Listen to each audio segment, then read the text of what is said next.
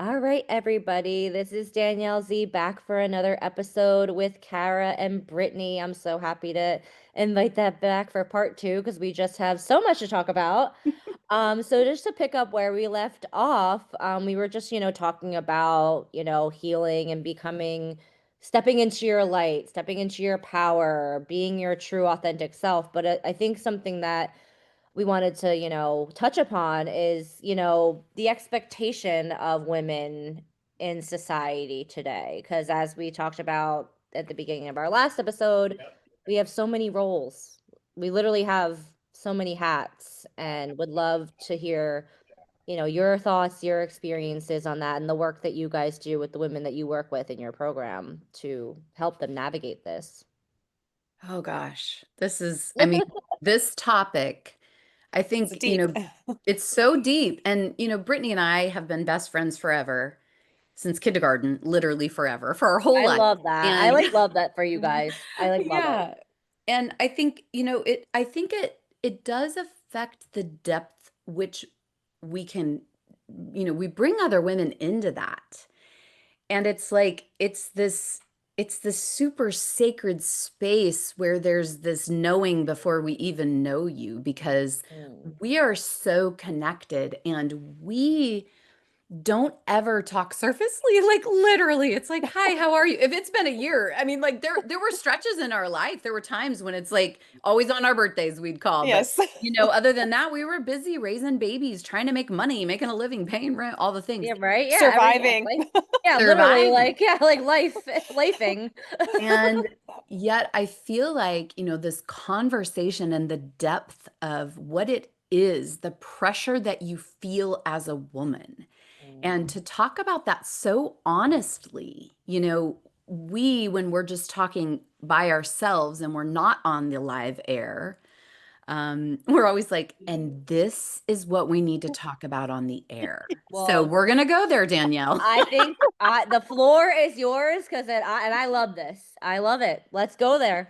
So, I mean, I would launch in by saying, I think there's been this propaganda for centuries, to get women focused on the wrong things. And there's a litany of ways in which that looks, but I'm going to focus in on one to begin with.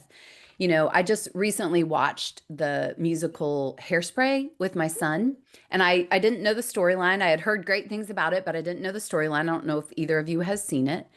But Hairspray took place in the 1960s. So my parents were born in 1948. So I thought, okay, well, cool. Yeah, this is definitely like when my mom would have been a teenager. Mhm. And the whole premise of the show was it was like this TV show that kids tried to get on and sing and dance.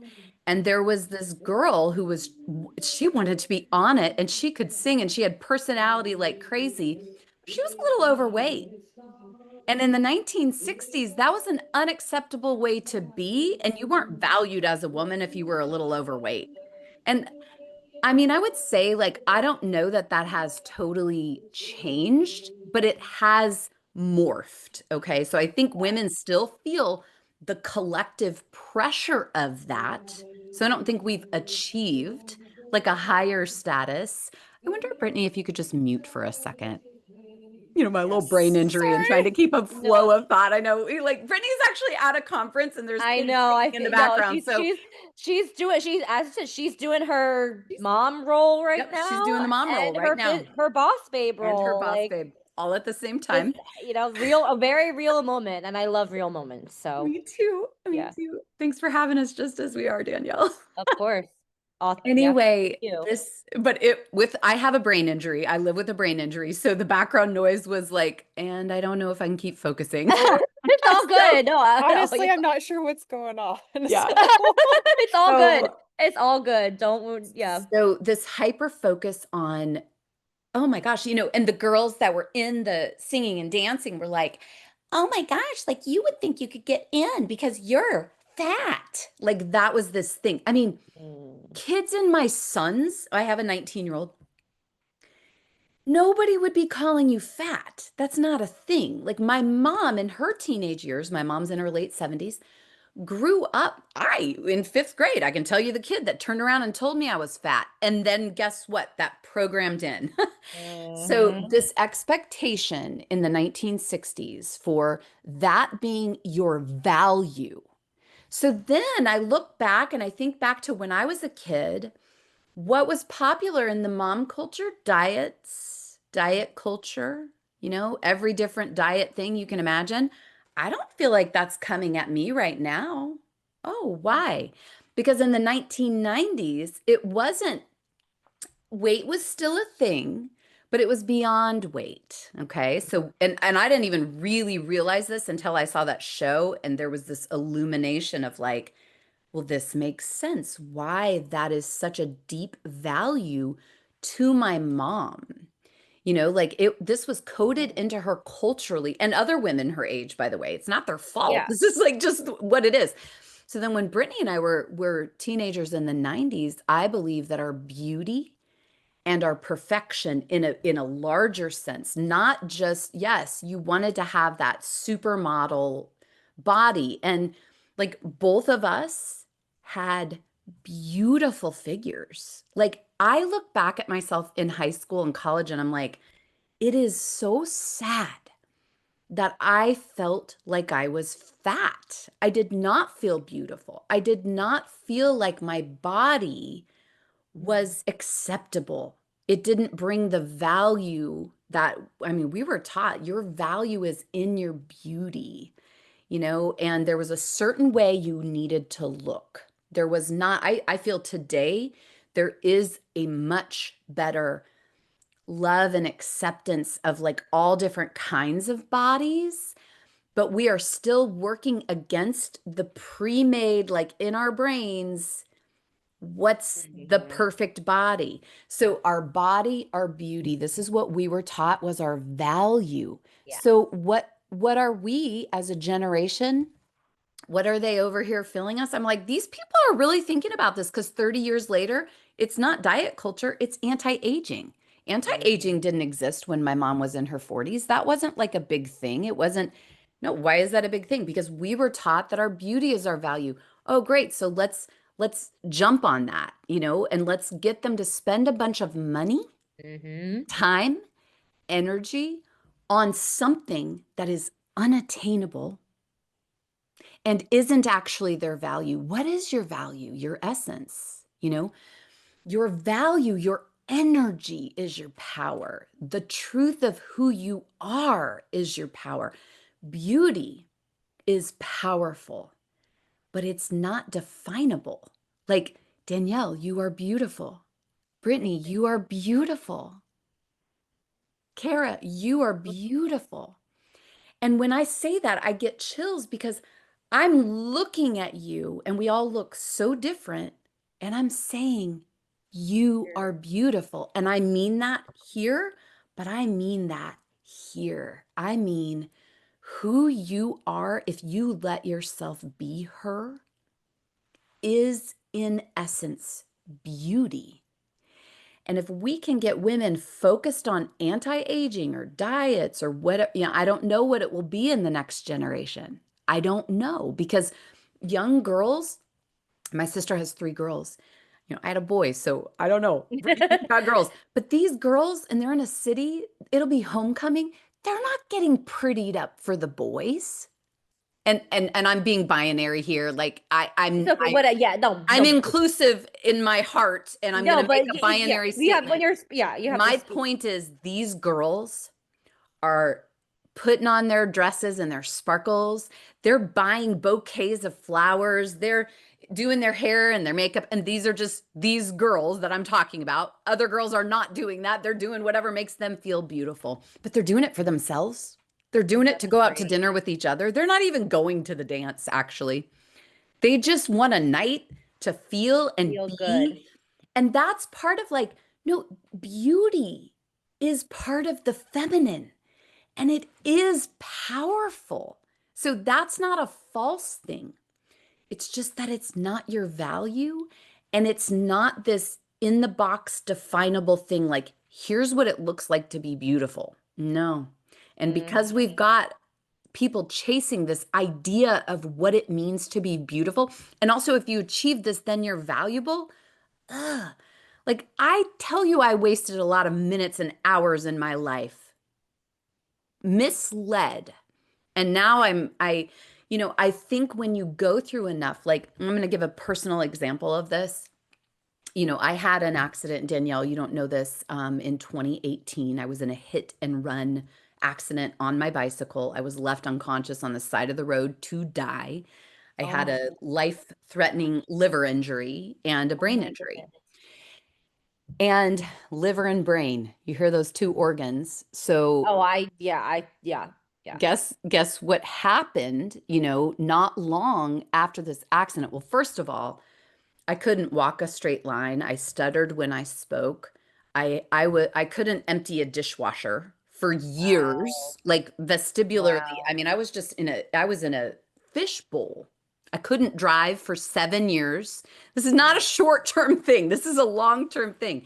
But what I want to Wow. focus on is that about 4 to 5 months in, all of a sudden I had this shelf of a belly.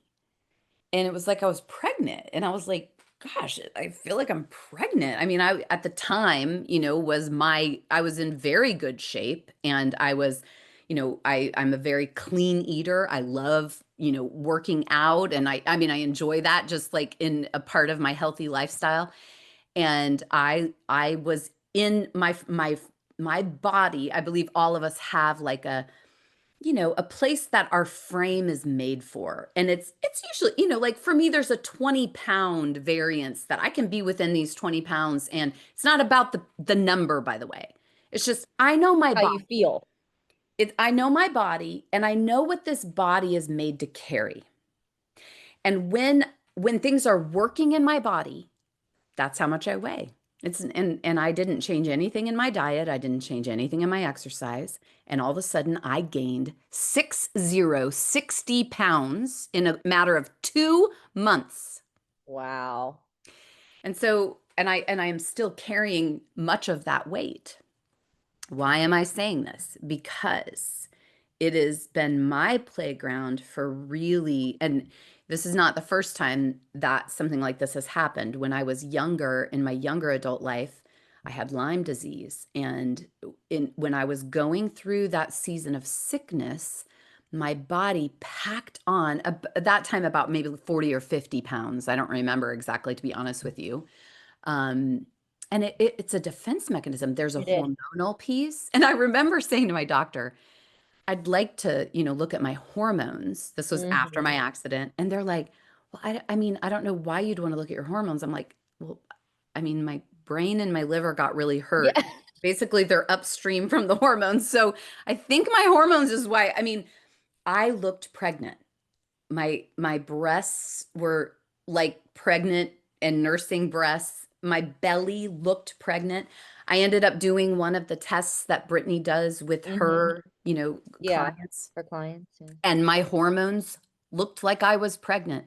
The Wow. estrogen that's only through the roof high, E3, when you're pregnant, was high as if I was pregnant. And I was Wow. very much not pregnant. Yeah. So, I'm pretty sure I yeah, wasn't pregnant. but to bring it back to our point here and then to hand it off to someone else to reflect on this, it's just what what this season has been for me is a deep purging of this idea that I'm valuable because I'm carrying the right amount of weight for my frame. It's like I do feel the best. Like I feel my best and my healthiest. Like this is that whole circle round, right? I feel my best and healthiest when I'm in that range because Hmm. that's what my body is made for when it's in health. But emotionally, I have had the opportunity to overcome the feeling that I am valuable because I look a certain way. And you know what? Every one of us, like I have this extreme situation that caused me to have to confront it. But, I'm in my late 40s. Brittany and I are almost twins in our birthday. And all the women around us, we're all going through this because we do age. We are in Yeah. bodies and they Yeah. age. And so they change. And then if your beauty or your weight, if your appearance is what you programmed in that made you valuable, as that changes, you're having a crisis of identity. You're having this feeling of like, what makes me valuable? And this is why we can target women to spend their time and money on, and I have no judgment for anybody doing Neither do I. whatever they want to do to feel and be beautiful. I have no judgment. I personally know that I want to allow my body to age as it's made to, as a human vessel that is, I'm going to do everything I can to actually invest in my emotional health, my physical health. I'm going to make choices, hard choices sometimes, to eat, to live in ways that are allowing me to age with grace. I'm Mhm. not anti-aging. I'm like, no, I want You're to just aging. age with grace. Yeah. And so I'm going to allow that to be natural. But again, it's not that I have judgment, it's that I want to see women liberated Mhm. in knowing that their true value is so much deeper, Than the surface level. yeah, than Yeah. their face sagging a little bit or having some extra pounds because in perimenopause, that's what happens, So yeah, there's just it's so deep for me, this evolution into when that shifts or changes, I think having to go into the inner, it's like Danielle, you were talking about the inner experience, like the willingness to go inside and confront what the world or your family or some kid in sixth grade in the desk in front of you told you you needed to be, Mhm. and how you internalized that and how that has become like this roadmap for what you're trying to be. And I Brittany can talk so much more to this, but the whole perfectionist, like Ugh. also perfectionism is your value. And if you don't get it all right and perfect, then you're not acceptable or good enough Mhm. or, like, yeah. So I'm gonna chime in. Yeah, Hopefully the please. background noise, they went into their other room, so All good. hopefully it's It's a all little good. quieter. It's Uh, all good. All good, Brittany. Don't worry. anyways, you're perfect, yes, just like you are. love you. It was that Val in fifth grade that called you fat. Ryan Kerwin. Oh, Ryan Kerr. Oh, should have known. Oh God. I love that she knows that person. I'm I like, know, right? It's like that's amazing. if you're I out there, just love Ryan, you. I forgive you, but it really Yeah. did mess me up. And the funny thing is, looking back on it, right? We understand sixth grade boys now. So we're like, oh, maybe he liked me. Maybe he thought I was He Yeah, cute. did. exactly. He Like did. that's the messed up part about it. Oh, not saying he did. I'm just saying it could have been the origin source. Yeah. That's so funny.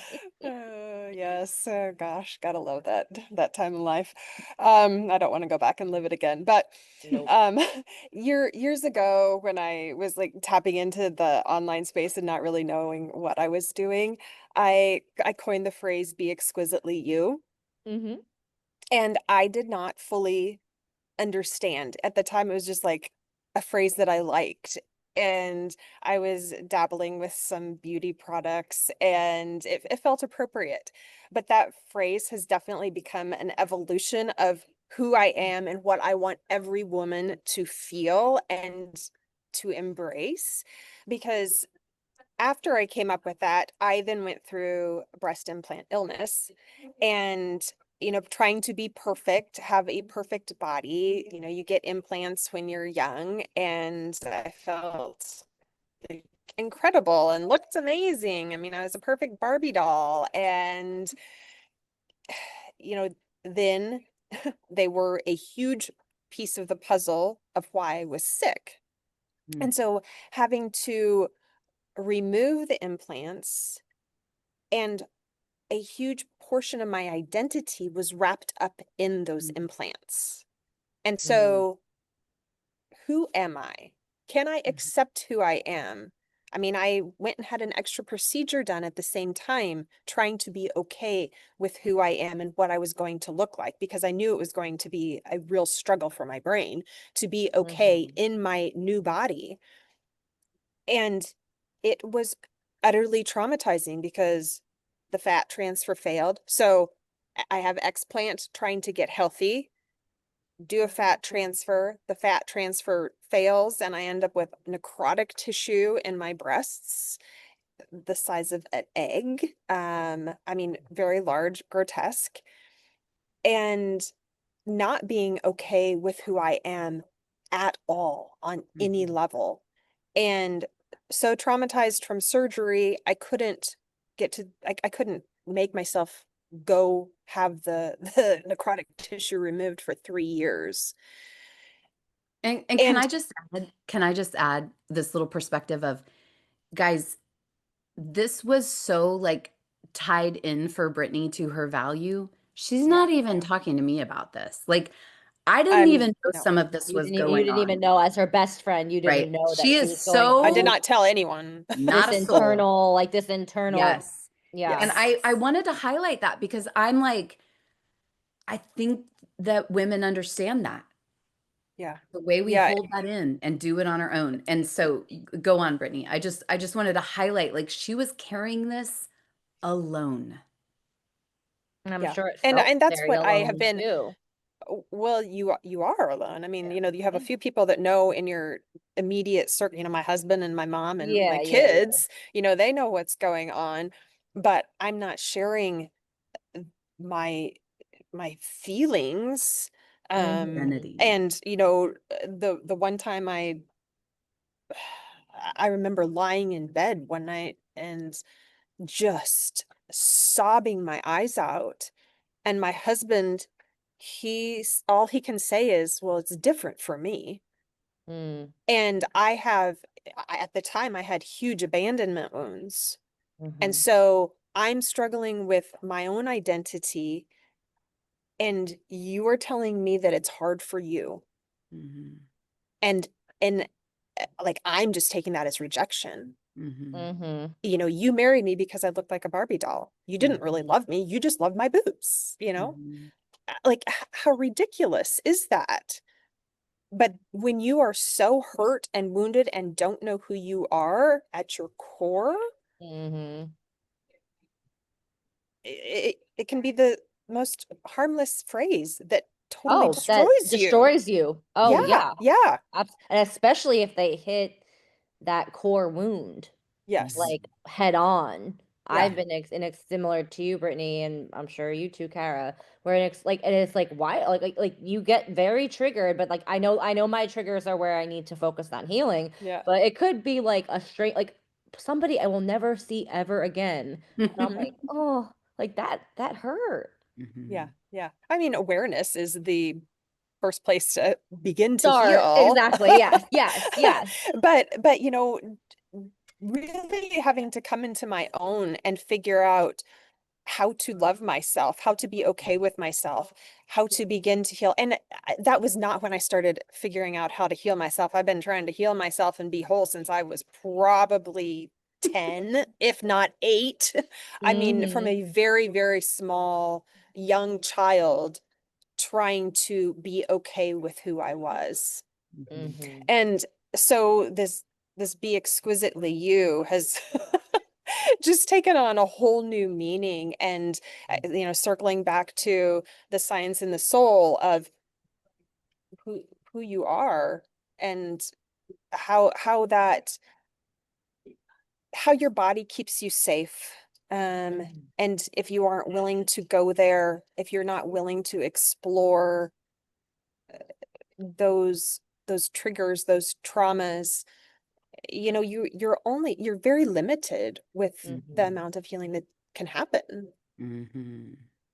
Yeah, no, I wholeheartedly agree with that. And I think, and I wanted to bring in this up because as we're talking and I'm having these thoughts because I'm just like, and I think, and I would love to hear your thoughts, that there's this like there's a I don't know what to call it, and maybe you guys can articulate it better for me when I explain it, there is a certain connotation when it comes to healing that I feel like it's maybe like scary and it's a lot it is. I mean, but I mean, I feel like there's just maybe like a resistance towards it a little Mm. bit. I don't think Um, people want to Go there. necessarily go there because yeah. it like when you dig into emotional healing, it is it's looking at the hard shit. Yeah, Mhm. it really is.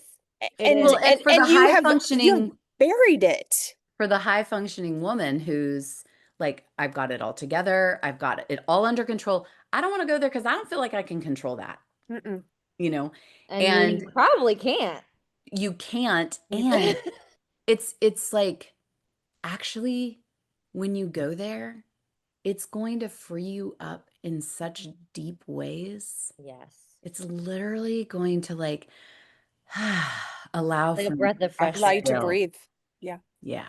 Yeah. Yeah. And Yeah. so I think the resistance is I can't control this, or oh, I don't want to go into that. Like, the reality of, we all know this that well, I'm not saying everybody knows this, but it's very well documented that emotions in their truest form only take about 90 seconds to move through the body. Mm. Energy in motion, emotion. Yep. It's Yep. like you feel it, it waves through you, and it moves along. When something, no, I'm not talking about like acute grief or even Yes. Yes. waves of grief that come up Yes. because Of grief course. is a lifelong something that we live with. But I'm talking about, if that moment in the grocery store when the stranger says the thing makes you cry and you can't get out of it, it's not about that moment. Mm-mm. It's Never about a is. whole lot of unfelt and unprocessed feelings that are trying to come out that haven't had the space way back when. That's what a trigger is. It's when our Hmm. brains are biologically wired to avoid Yes. pain. Yes.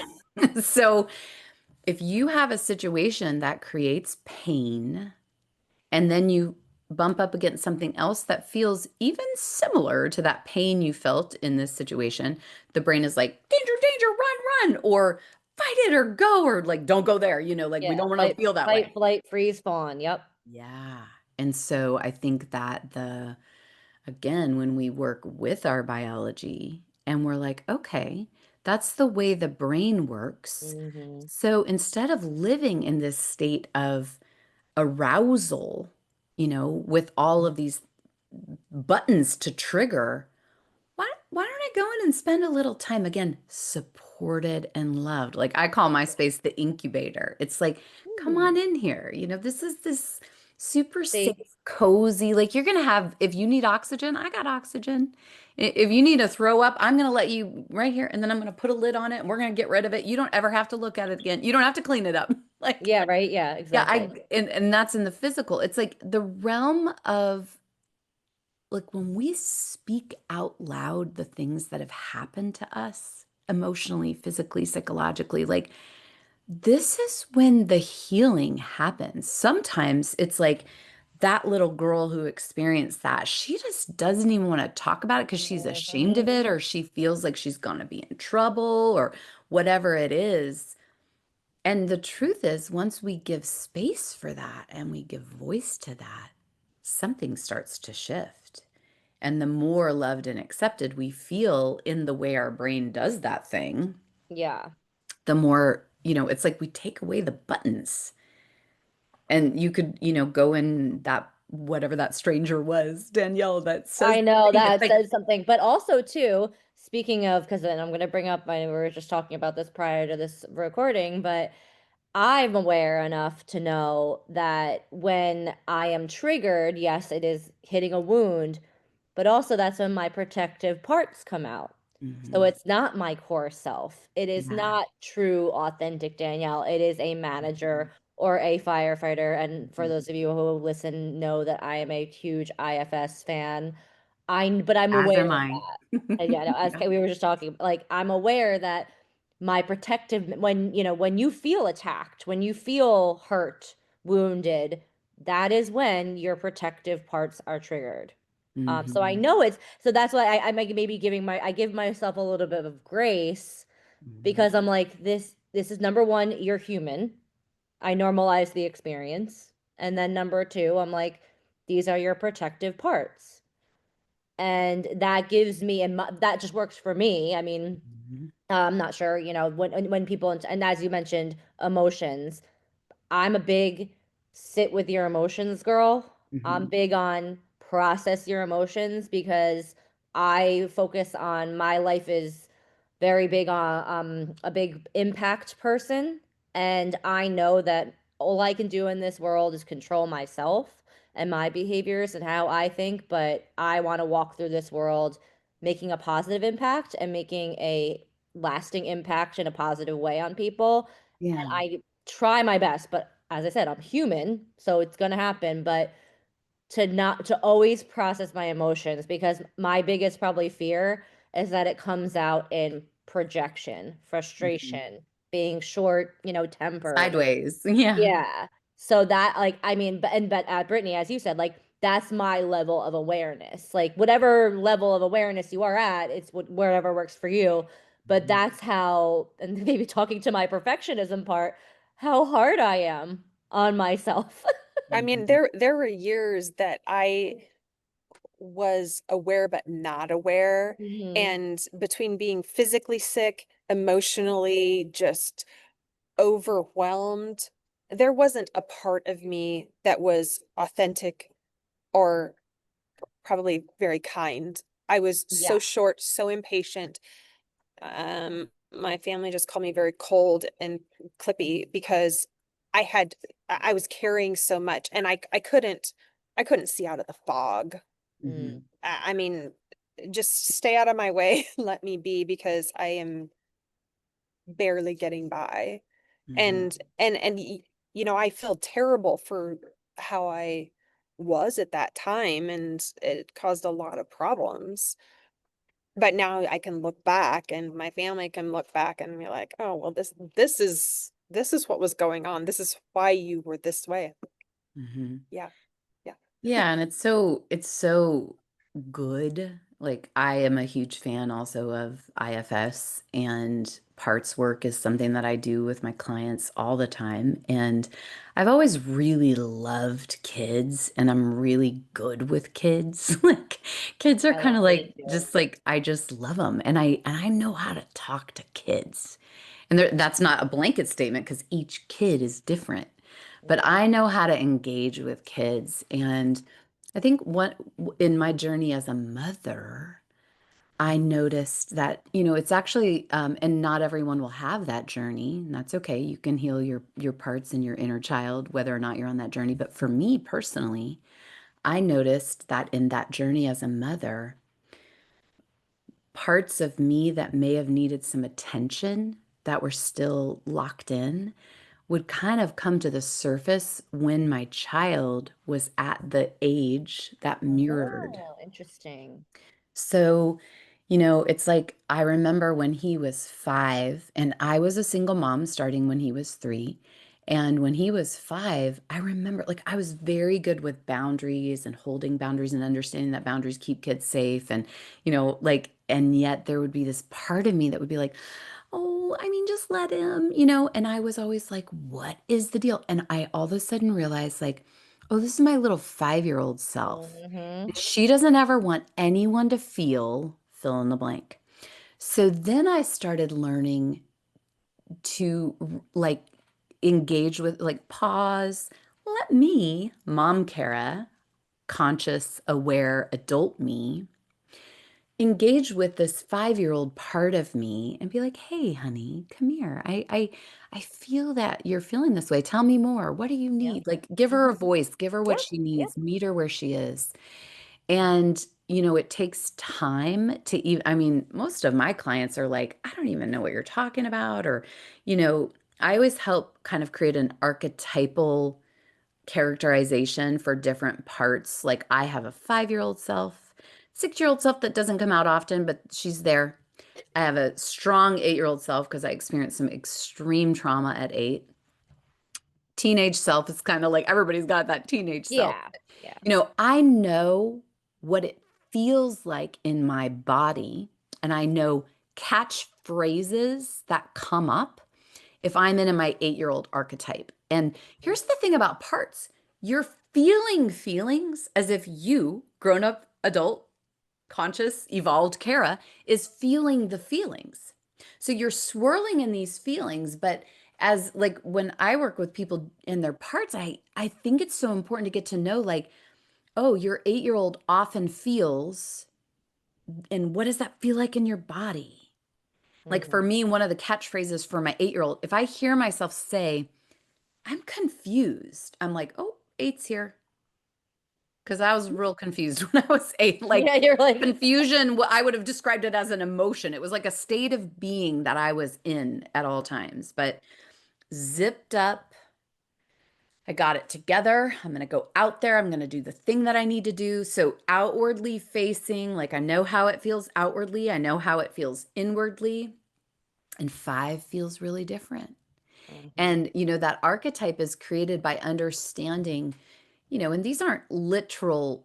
I mean, when we talk about parts, it's like this is like a place in your brain that's kind of been programmed in this way.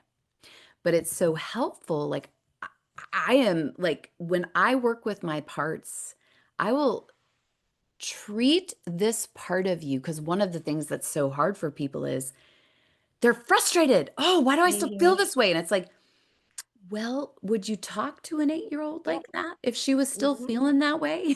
Mhm. It's like, let's talk to her like she's 8, the gentleness and the gentle guidance and like what would your expectations be? You're like, "Oh, honey, I know you're still feeling that way. Come on over here. Like let's sit and talk about this or let's play this or what can I do to help? Like what would help here?" And again, the way you talk to an 8-year-old is very different than the way you talk to a 16-year-old. Yeah. And that's a very different conversation. And then layering in, Danielle, what you were talking about, those protector parts, which I think, also like understanding what is their goal to keep you safe. Yes. Yep. And so helping them understand, like, baby, you can lay this down. You don't have to have this job anymore. You can retire your sword. Like, I'm not actually in that situation anymore. You did so good. Oh my gosh, you kept me safe. You kept me alive. Like, Yeah. you are Oh, yeah. Yeah. amazing.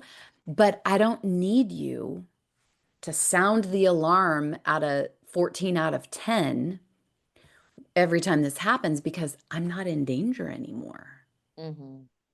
So there's all this beautiful work that comes with the inner. And I don't know, Danielle, if you know, but recently Richard Schwartz, who is kind of the The founder of inceptor IFS. founder Yep. of Yep. Yep. IFS, he recently released a new course that he is finally willing to talk about. And in the beginning, I just have been taking it in. I've been in this course, and at the very beginning, I mean, like he's describing, like I've been wanting to talk about this for a long time, and I realized these parts were also part of it, but I was afraid I would get shunned, Mhm. especially by the psychology world. Yes. But Yes. he's bringing in the spiritual parts, like the guides and these I've other no, yeah, parts. I've seen that on the IFS Institute that and I agree with that wholeheartedly. I think a big part of my healing was tapping into my spirituality Oh. and that soulful work. I don't know how, and there's no judgment if you don't. I don't know how you do it without it. Hmm. I mean, as I think Brittany, you were saying For like for before, you're me, like, that's been a huge a yeah. huge Yeah. piece of my healing. Yeah, Yeah. and it's like I think it's so important. And whatever that means for you, like I was actually just talking to a friend of mine yesterday and she's like, "Oh, I'm getting kind of like she's a very spiritual person. This person has literally been to school to be like a shaman. Like when I mean like she's leveled up, I'm like I'm here and like and I think I'm like okay. She's like into quantum physics and I'm like, "All right, girl, like love you." That's I'm our like language, man. yeah. It Yeah, is. I'm We're like, very girl, much about I'm like, quantum you need to, physics. yeah, I'm like, you need to catch me up to you. Like, I need to get it. Like, she's like Joe Dispenza level. And I'm Yeah. like, and, but she just told me yesterday, she's like, yeah, she's like, I've just been like really curious. And she's like, I just like started reading the Bible. And she's like, really kind of and I was like, oh, that's really interesting. And just we were just talking about that, and she's like, she's like, I never thought that like because I'm more spiritual, I would be going towards like the Bible, but she's like, it's so crazy. Like, there's a lot of similarities. And I'm like, so I always say, like, whatever works for you. Like, so I always say, I, like, you can call the universe God, source, a tree, whatever, like, what, like, Buddha, I don't know, like, whatever you want to call it, it's all energy and all a higher power. I Mhm. think there's a difference between religion and Yes. spiritual, Yes. Yes. the spiritual component. And I think And you can Absolutely. be a both and you can and. Like, be, yes, I think Both you can and. be committed to a religion or religious practices and also recognize the the spiritual, spirituality. because Yes. energy is a thing, whether you Oh, Yeah. want to yep. acknowledge it or not. Like, it's a Oh, scientifically proven thing. Like, the it is frequency.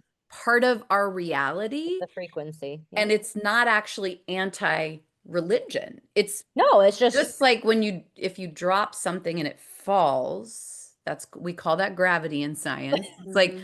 the vibration of things, which is energy and frequency. It's a reality that we're living in. If we're gonna like, I'm gonna not start saying like if we're even living in a reality. I know, right? Is How this many realities are we living in right now? right? We're not going I there. know, right? It's crazy to It's think another about. conversation. It is. I know, I right? mean, but But it's we fun. can go down a rabbit hole around that. Right. And there's no need to. The idea is just like, I like just the expansiveness of the idea of the idea of dimensions. I'm like, I don't need to understand that. I don't need to understand that time is actually an illusion and we've created these boxes around it. I'm like, Construct. I don't need to understand or define God. I think that's the spiritual part of us. That's like, we're having this experience that is more than what can be defined finitely. It is infinite. God is infinite. Yes. Universe is infinite in my experience. Like, it cannot be boxed in, No. defined.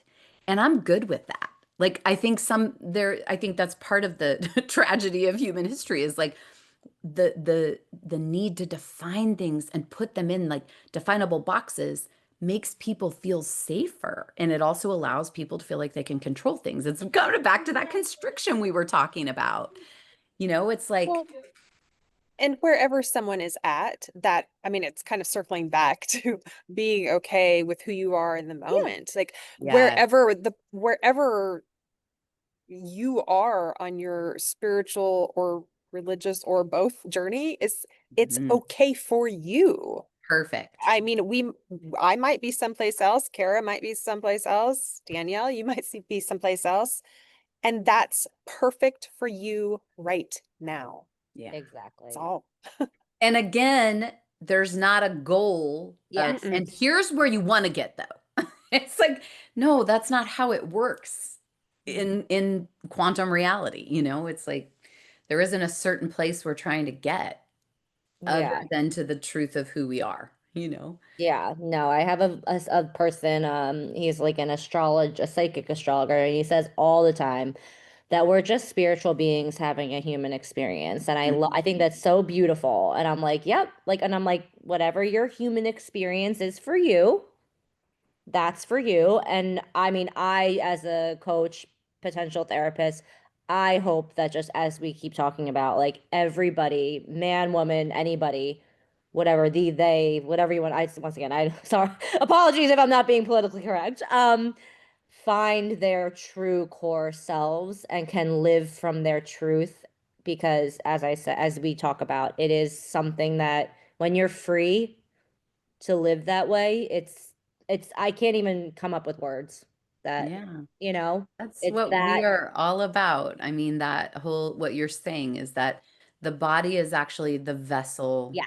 for your soul. And that's what our Mhm. vital clarity experience is all about. Yeah, It's get your body feeling good so that and be supported to your truest self so that you can express the truth of who you are through a body that's feeling well and has the energy to do that and has the stamina to do that.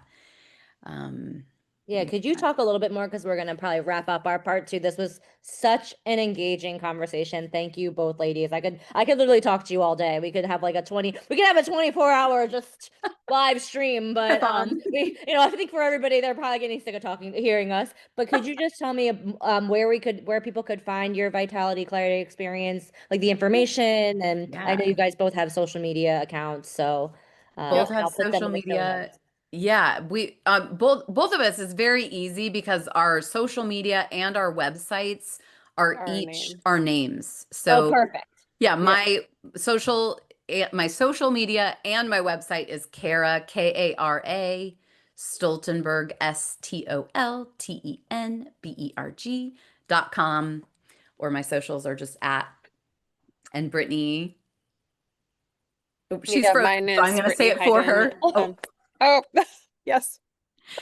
I don't know if Brittany I'm unfrozen Hayden. now or not. It's okay. I think You're you're gonna be unfrozen. You unfrozen. go, girl. Oh, BrittanyHayden.com, Heyden. And I'm on Instagram, Facebook, every platform, All LinkedIn, TikTok, all of all them. of them. Yes. Yeah, Oh no, it's so funny. Yeah. This morning And I'll share the a access little. to Vital Clarity experiences on both of our websites as both of well. So, them. yep. Mhm. Awesome. Awesome. Well, thank you both, ladies. This was a Thank you. pleasure. And as It was always, fun, you can Danielle. Thank you. Yes. I Yeah. guess Thank you I so could talk much. to you, but with you, I mean, I need to join the Vital Clarity experience. I think We you would got to love you. sail Yes. through this podcast episode. But as always, you can find the Feeling and Healing podcast on YouTube, and also on iTunes and Spotify.